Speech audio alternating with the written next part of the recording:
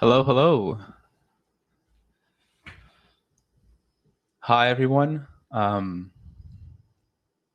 Thank you to Abuja Art Week for having me.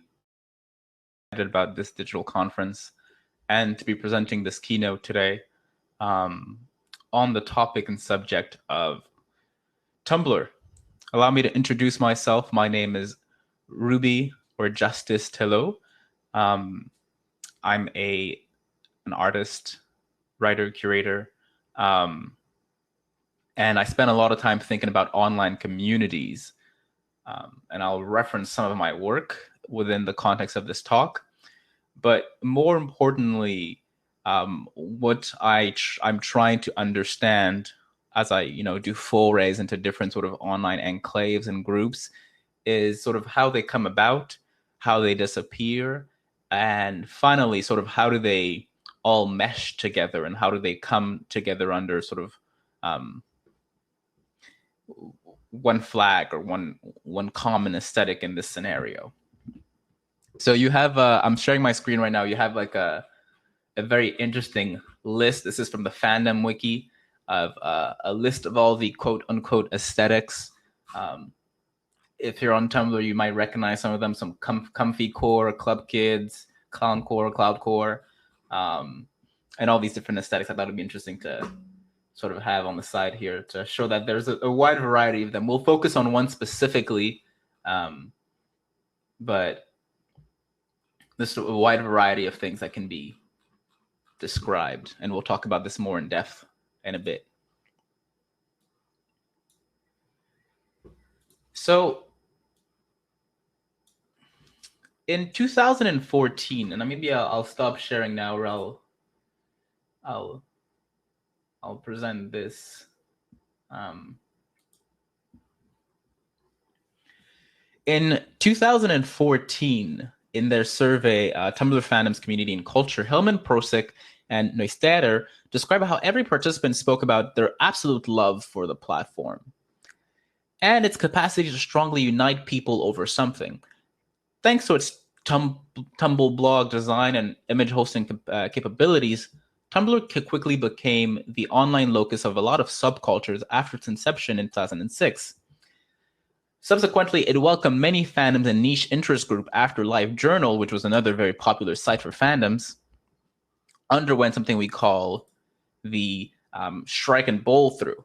The Strike and Bowl Through was an event that occurred on May 29, 2007, and that morning, many LiveJournalers woke up to see a large number of names crossed out of their friends list. This content cleanse was orchestrated as a part of the preparation for the sale of LiveJournal to a Russian media company. As I mentioned in my 2018 talk, why won't people on the internet let things die? Online communities and subcultures hosted on their platform are subject to changing vicissitudes of their hosts, usually large corporations with very little regard for their interests. In many ways, SNB or Strike and Bowl Through mirrors the Tumblr purge or the Great Not Safe for Work purge of November 2018, when numbers accounts with adult content were removed, leaving users in a disarray. In the aftermath of the Tumblr purge, and I think I have this next here. In the aftermath of the Tumblr purge, traffic fell by 30%, and Tumblr was sold to Automatic, i.e. WordPress, for about $3 million. Unlike Facebook groups, where association is determined through a formal group membership process, which is something that I've discussed in my Simpson posting talk, literally you're joining the group, or sometimes you have questions you have to answer in order to join the group. Communities on Tumblr establish themselves through what I call an informal network. It is through a series of follows, reblogs, that one enters a subculture. These rhizomatic groups, unbound by an official cadre, expand rapidly and create new intersections with others. That's what we call zones of contact. More importantly, because of its diffuse nature, the concept of belonging on Tumblr is a rather personal concept of appartenance rather than social. In other words, you think you're part of a subculture when you think you are. Moreover, its tag-based approach to posting made it easy to discover new contents and subgroups.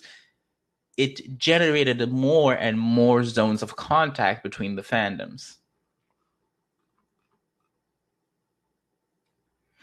Sometimes Gallery, which is another one of my projects. I'm the creator of Sometimes Gallery, which is an online art platform where we show art. Had a show called Archive.self, in which was sort of bound by a talk and paper in which I postulated the archive feature on Instagram would be the true locus of identity creation or selving on the platform, in contrast to the public-facing profile. The archive, a curated selection of liked posts, is the private twilight zone of the Instagram experience, unmoored by the impetus for likes and followers. Bereft of any interest, in a very sort of like benevolent, sort of pure way, the pursuit of aesthetic creates a simultaneously crystallized and a fragmented of the self closer to the user than the aspirational character created via the profile. Identity on the Tumblrverse, for better or for worse, is shaped through aesthetics, politics, and ideology.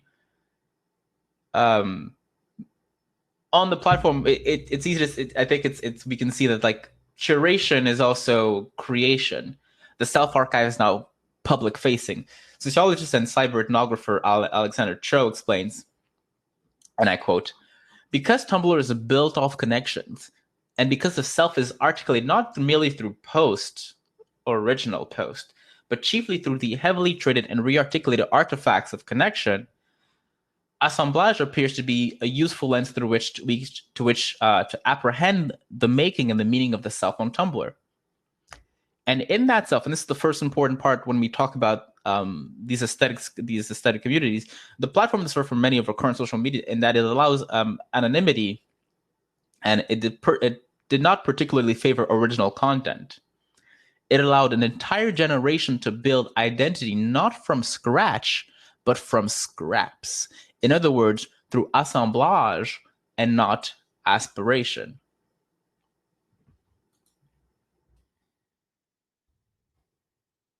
This is a map of fandoms on Tumblr. There's a few of them depending on who you ask and which part of it you were on. But you have Harry Potter here, and you have your Game of Thrones, and these are your main ones: Supernatural, Doctor Who, Sherlock, Shipper Lake. Same thing here, different, all surrounded by the Shipper Sea.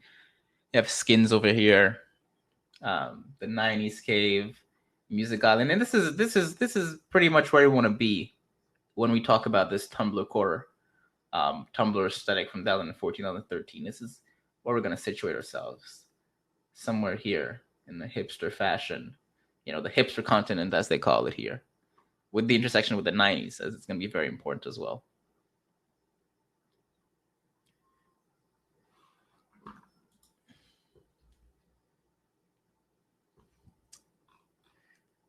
Though many of us have left Tumblr, after the purge or whatnot, its impact on culture at large remains uncontested. The platform is amenable for creating safer spaces for queer youth to come of age. Along with Tumblr came an idiosyncratic visual aesthetic that permeated through the niche groups and micro communities. And this talk basically is a survey of that aesthetic, a cyber archaeology of the groups that disappeared, the accounts that were deactivated, and so sort of explore how they came about. I believe it is primordial to understand that the Tumblr aesthetic is deeply fragmented.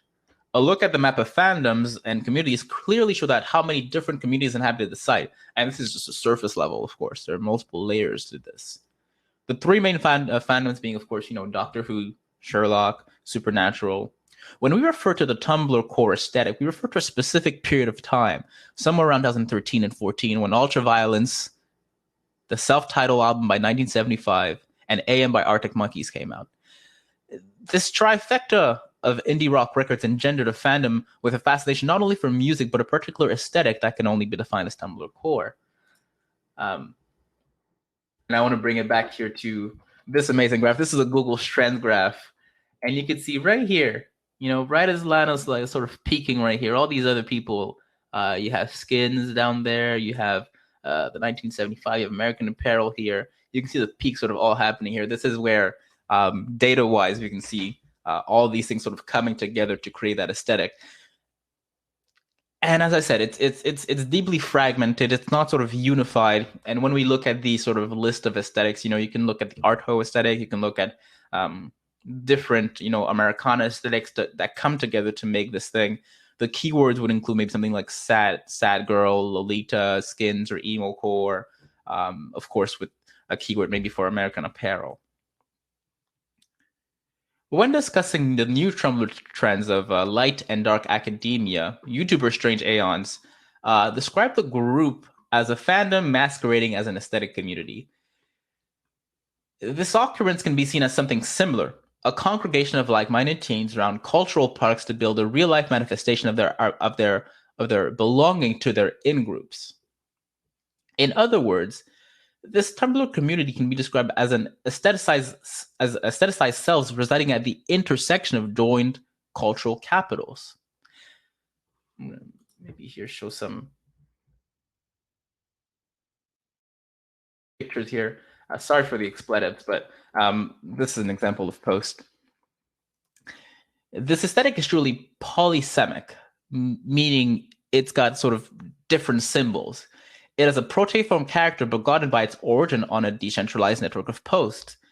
Everyone puts their spin on it, and no one single-handedly guides the aesthetic. Something that we observe in Facebook groups and the compositions of their art creations of their posts.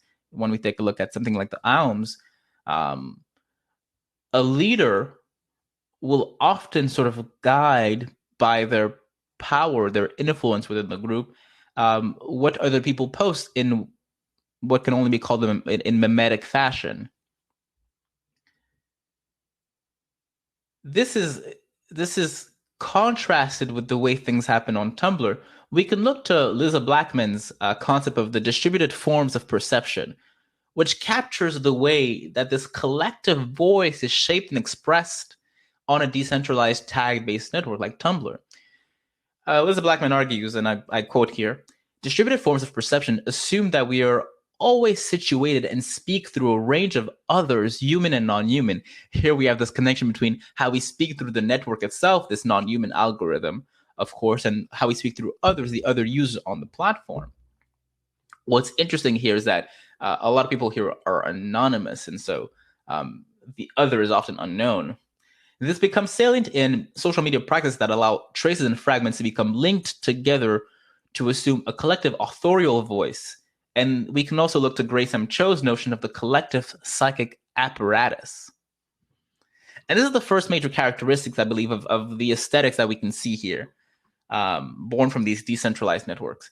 They're expressed collectively through a myriad of refractions of their members in what I call, a rhizomatic fashion. This makes them, in a sense, undefinable because they can't be arrested to a set of rules. Rather, they're the fluid manifestations of the subsegment of a generation's psyche. This can be demonstrated by a conversation between peers who've been acquainted, who've been involved directly with the 2014 sort of Tumblr-core aesthetic. The words have an effective resonance of a shared experience whose meaning cannot be directly explained, but makes sense to the people who are in it. You had to be there, sort of thing. And this is not unique to aesthetics that happen online, of course. You had to be there in, most scenes. But I think it's interesting to see the characteristics of how these dynamics manifest in an online community.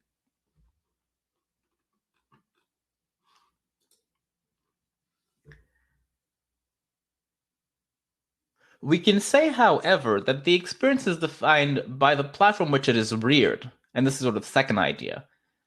Tumblr is a backward-looking platform. I do not know whether this is intentional or by design, but the nature of the site breeds a sort of nostalgia. Shannon Howard, in her essay, Everything Old is New Again, described the platform as being driven by the forwarding of ideas rather than original conception. I mean, this is not only imputable to Tumblr, this is sort of the inherent structure of blogging, and Tumblr is a micro-blogging site. archival. And this is diametrically opposed to the use case of sites like Facebook and Instagram, which have a quote-unquote real time. Of course, it's always deferred. You know, you can never really post in real time. You're always posting after the event. But the instant idea behind the Instagram, which is the character that's embedded within the UX. You know, you have the stories and the stories on Facebook and Instagram and Snapchat also. The temporality of Snapchat also is interesting because it really puts you in the moment. And up until now, there was no real archive of the things you posted on Snapchat. Tumblr posts tend to be reblogs or reposts of previously posted content that one curates on their page. The blogger generates authorship from the act of selection, or what we would now call curation. This act enables the blogger to reframe images and texts and make them their own through a meta commentary, basically. The commentary can be a literal, affixing a text on the post, or the sort of tacit conversation engendered by the juxtaposition of the new post and the already existing post. This, coupled with the identity signposts, sort of the method of self-disclosure of identity that we can see in Klink's paper from 2020 about fandoms, push the viewer towards a certain reading of the page. And this simultaneously embeds the poster in the nostalgic process of blogging about past things. Now, I want to stop here and make something sort of not very clear, but one of the impetus of Tumblr, because of these identity signposts, and you can see this in the list of aesthetics here. If you were in high school or whatnot, and your teacher would talk about sort of romanticism or different sort of literary or artistic movements, you can sort of map them through time and sort of put them one after the other. And oftentimes these are sort of post factum, sort of post priori things where in retrospect people put names on things. One thing about Tumblr aesthetics that differs from these, literary or art movements that we see sort of in art history or in literary history or literary theory, is that the defining is happening as the core, as the aesthetic is being formed. And this is why you have so many aesthetics. Basically, what you have is this impetus for self-identification on Tumblr. The platform, by the interactions the users have with themselves, encourage people to define a niche for themselves. And we see this with the identity signpost that Klink mentions, and we see this as being present not only in this 2013, 2014 Tumblr aesthetic, but at large, as being this thing that people are sort of engaging in this in this constant act of iterative self-definition for themselves and for their group. This is, of course, long-ranging effects on internet culture at large, and we can see now that things are being defined at an increasingly high rate. And the sort of aesthetic peak that we describe now in the mid-10s, of course, has its repercussions on the current aesthetics we see now with the, e-girl, visco girl, or e-boy stuff that we see now with the teens on TikTok. So, for instance, the art ho aesthetic, which is a very prominent piece of this 2014 aesthetic, can be traced, of course, with the related aesthetics of cottagecore, plant mom, visco girl, all that stuff. All this to say, basically, that there is an impetus for self-definition on Tumblr, which encourages people to define aesthetics for themselves. And in turn, this creates more aesthetics. It's the virtuous cycle of Tumblr. This is how they get their flywheel going.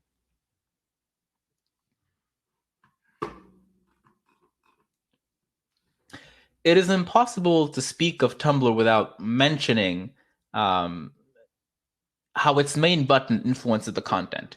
The reblog is the sort of ontological tool by excellence. Recycling, as the icon suggests, memories of an unremembered, not so distant past. And the seeming acceleration of the cultural production under late capitalism produces an effect of nostalgia. Is a new term. A longing for the new of yesterday and the old of tomorrow. Nostalgia exists as a paradoxical state of being derived from the concept of ontology and deconstruction. Ontology refers to the return or persistence of elements of the past in the manner of a specter, and this is a term from Derrida. Nostalgia can be understood as the cultural consequence of ontology, namely the effective adolescent reaction to an always already absent present. And this is why we see sort of the retro aspect of the Tumblr aesthetic. And we see this as well. We see this inherited, of course, from cyberpunk, with the sort of like pastel goth, or the obsession with sort of this idealized Japan, or this idealized East, which is also present in some of the images we see. Sort of being stuck in the 90s, Pulp Fiction forever. This has a sort of this bi-directional lens on time and emotion, basically. And what transpires, and this is, to me, this is a cultural event indicative of the end of history in Fukuyama's terms, is a post-history state in which simultaneity, the experience of being in two times, evolve under the weights of technology into ubiquity, being in two places at the same time. This paradoxical, almost quantum state of culture is perfectly personified by sort of the early persona of Lana Del Rey, which perfectly embodies the juxtaposition of vintage and novelty and fiction and reality. Lana Del Rey is the hyperreal star par excellence. It's the lines are blurred as to what is real and what is not. And this, of course, classic Lana line, is sort of very, very is one of the main figures of I believe this moment in time online. Though we are all in on the fictional character in the depiction to some extent, we can't help but romanticize this never was past that is, sung about in Ultraviolence or in Born to Die. The strange internet-born, nostalgia-driven aesthetic can be related to the psychoanalytic definition of melancholy as the incorporation of the lost object into the ego, or in this term, the collective psyche, where the absence is romanticized and the yearning after existence becomes, in a sense, merged with the aesthetic itself. The aesthetic is an aesthetic of lack. All I want to do is get high by the beach, or there's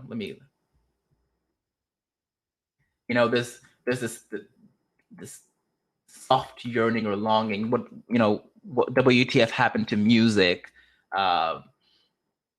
Looking back at sort of old cartoons, and what if it was the early 2000s? We were both in Hot Topic, and I taught you how to shoplift jewelry, and afterwards we went to the food court together and sorted out our collection. And Kiss, sort of always looking back, always nostalgic. This amazing picture, which is by artist Hannah Egg. Also, the utilization of Jello, sort of this old thing we used to have as kids, also brings us back to this feeling of nostalgia. Let's look at these things. This is just a grid of images.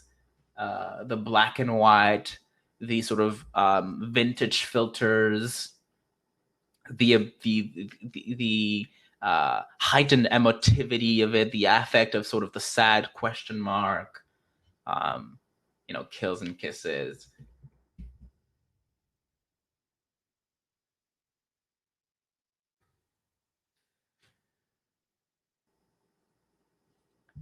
It is no longer sufficient to feel nostalgic as we listen to these songs.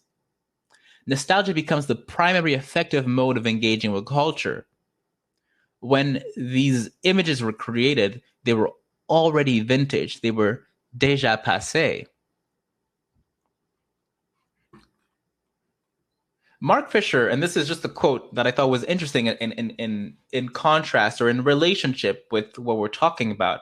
Mark Fisher characterized the ontological movement as a sign that, quote unquote, white culture can no longer escape the temporal disjunctions that have been constitutive of the Afro-diasporic experience. And he's talking about more about electronic music, but what we realize sort of at the end of history, quote unquote, is a moment in time when cultural innovation has stalled and even gone backwards. And one function of ontology is to keep insisting that there are futures beyond postmodernity's terminal time. And when the present has given up on the future, we must listen to the relics of the future in the unactivated potentials of the past. Similarly, when speaking of ontological music, Sean Albays suggests it is an uncanny mixture of shaded but faded cultural memories with sinister undercurrents. This rings particularly true for the Tumblr aesthetic. Below these images, you have that I've shown you today. You have a trove of content glorifying sort of drug use, eating disorders, violence, or self-harm. In a way, this aesthetic serves as a cover-up, a facade, a veneer for the violence and strife that lies beneath the fringe of the platform.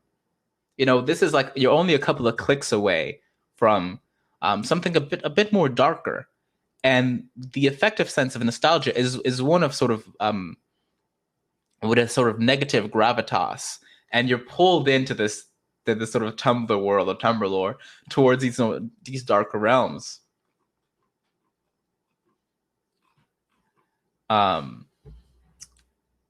Similarly, from the cultural products that idolize it, it is hard not to remark on the striking sort of backward lookingness of the Tumblr-core aesthetic. You can take A's retro, sometimes neo colored basics. If you remember my kind of product, I can show you some images later. The sounds of the mid-10s indie rock, AM by Arctic Monkeys, essentially telling you, remember the old radios we used to use and the distortions that they're using. And you can feel the loop setting in, as if struck with the inescapable return of sounds and sights from the 80s and 90s. A psyche brimming with unfulfillable yearning for a past that has never happened and a future that will never happen. Tumblr-core is the millennial manifestation, essentially, the Gen Z manifestation of the end of history.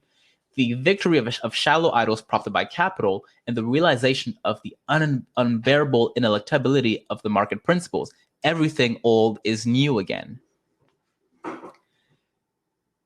It goes without saying that in the case of social media platforms, technology enhanced the power of fan groups by allowing them to widen the scope of their activity. And this was very true for this aesthetic, who I think has had a wide range impact across the world, especially in the Western world. Fostering engagement, encouraging collaboration, and sort of bringing off its offshoots, as you can see in the list of aesthetics that are related to it. And Tumblr has always been a very idiosyncratic place in the internet landscape. Remarked, of course, that it's a comfortable place to be honest, weird, and maybe even depressed. And I believe that's exactly the case. And the cyber archaeology of Tumblr-core sought to demonstrate how the aesthetics of the movements were founded on this sort of undefinable, rhizomatic, and fluid tenets that, because they were buoyed by this communal refractive psyche of its members, finally, that psyche under late capitalism is plagued with this uncurable sort of nostalgia, as we like to call it. Big dreams, good music, expensive taste, and sort of a nod to removed content.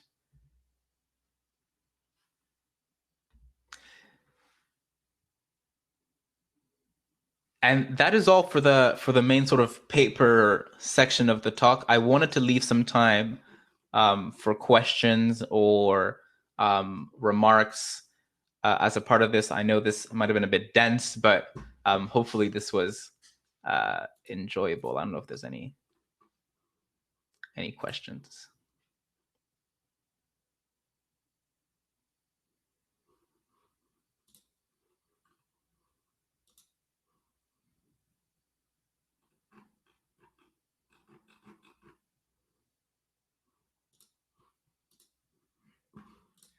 So one thing for sure that I wanted to show, I think, was that this sort of idea of these aesthetic movements is far from gone.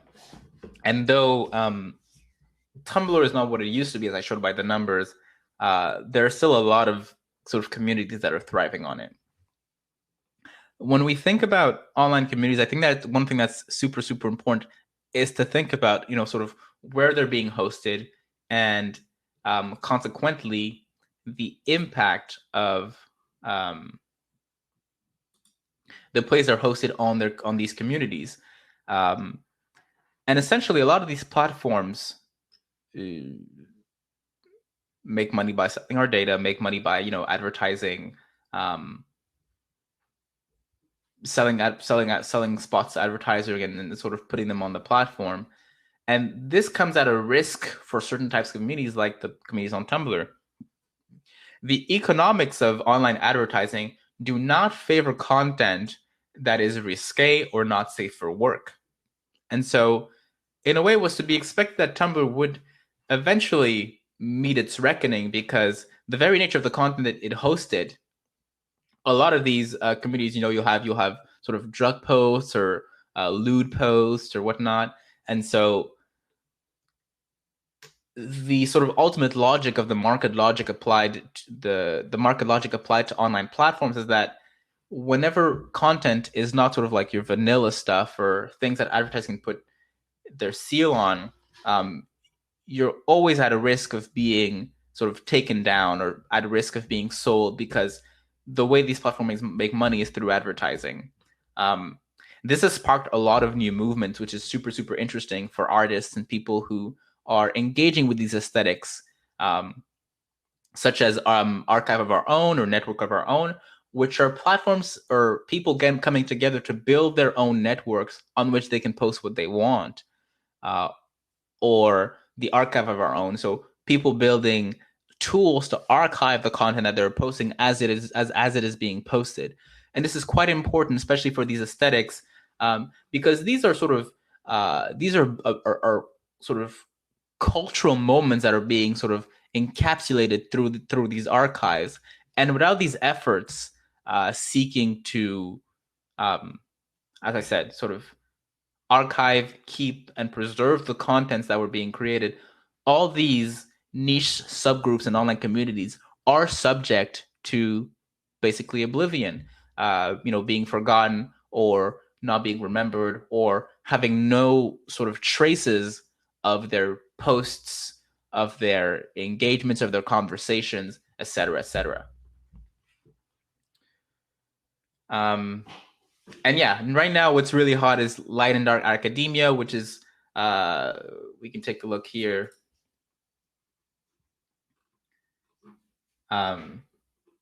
It's all about books and whatnot, and there's always these variations. This is what I'm saying by polysemy. People can take these symbols and sort of run off with them and make their own things with that. But this is also a backward-looking sort of aesthetic. It's very much about, you can tell by the books, Madame Bovary, Flaubert. It's very much about sort of an idealization of old style sort of learning tools or learning styles, or looking like it's a good example right here. Being in an Ivy League college in like the 1950s or 60s or 70s.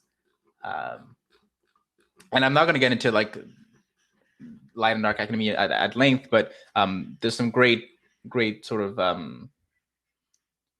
YouTube videos or podcasts exploring the different groups that sort of, we see Arctic Monkeys here exactly, that make this aesthetic. And then, of course, in most recent days, we've seen cottagecore sort of becoming more and more popular.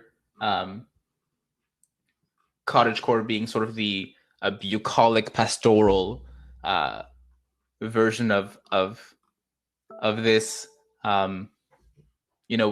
with this relationship to farm core or country core, always this like diametrical opposition to sort of city life, and whatnot. Oh, and this is what from the like Artho thing on Tumblr. There's still people, posting and stuff. Yeah, this is more from the Artho side. But yeah, lots of super, super, super interesting things happening right now, still in spite of the not safe for work ban.